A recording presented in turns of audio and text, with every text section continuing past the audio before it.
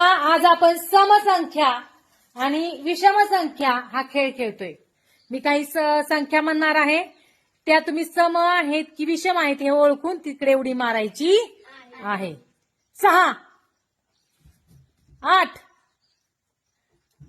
10, 12, 5, 7, 9, 11, out, 13, 16, 25,